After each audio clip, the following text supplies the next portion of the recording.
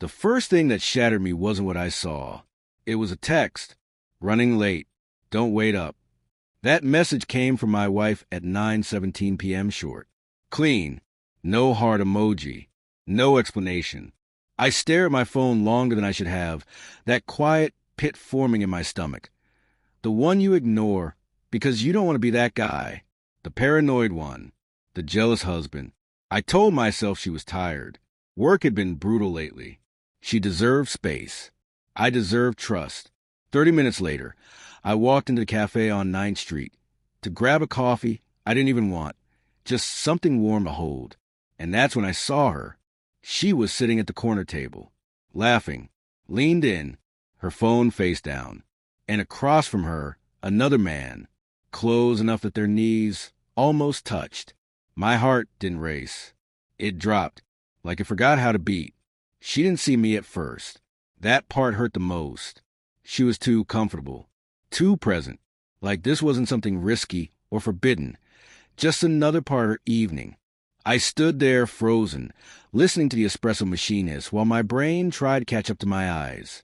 I recognized the way she laughed, soft, careless, the way she used to laugh at me before life got heavy, before bills and routines and quiet dinners where we scrolled instead of talked.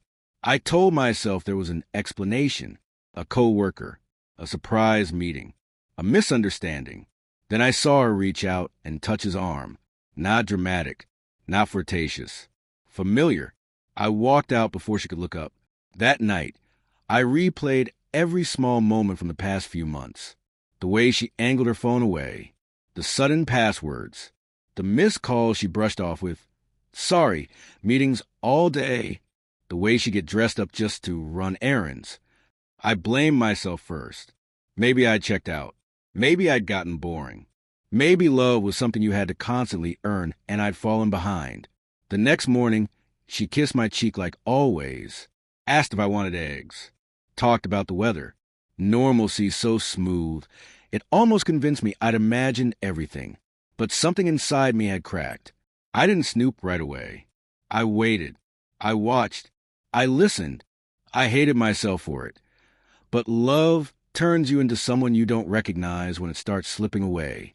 2 days later, she left her tablet on the couch. A message popped up. Last night was nice. Same place tomorrow. No name. Just a heart. I didn't scream. I didn't throw anything. I sat there, numb, scrolling through a thread I never wanted to see.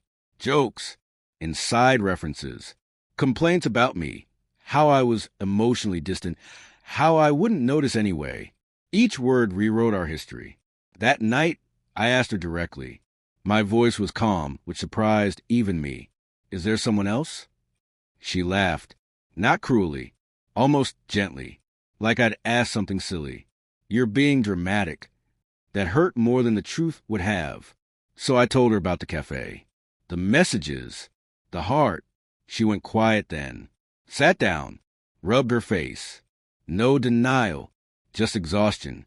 It wasn't supposed to happen like this, she said. I didn't plan it. I asked the question every betrayed person asks, even though we already know the answer. Did you love him? She hesitated. And that was enough. She said she felt seen. That with him, she wasn't just a wife or a routine. She said she never meant to hurt me, that she still cared. I believed her, and I hated that I did. The days after were the worst. Every memory turned sharp. Every laugh felt fake in hindsight. I'd lie awake wondering which version of her was real. The woman who cried on our wedding day, or the one who sat across from another man like I didn't exist. In the end, there was no big explosion. No revenge. Just a quiet decision. I told her I loved her, but I loved myself enough to walk away. The last thing she said to me was, I didn't think you'd leave. That's when I realized how invisible I'd become. Now, I'm rebuilding slowly. Learning how to trust my instinct again. Learning that loyalty isn't old-fashioned. It's rare and priceless. If you've ever felt that sinking feeling, that moment when your heart knows before your mind catches up, you're not weak. You're human. And if this story spoke to you, share your thoughts in the comments. Your voice matters.